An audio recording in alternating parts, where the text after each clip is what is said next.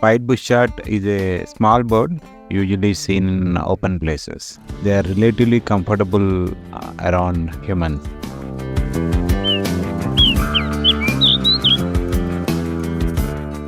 White bushchat exhibits sexual dimorphism, which means males and females look different. Males are usually black and white in color, whereas females are brownish and more uniform color. Males are territorial and will often be singing from prominent perches to defend their territory.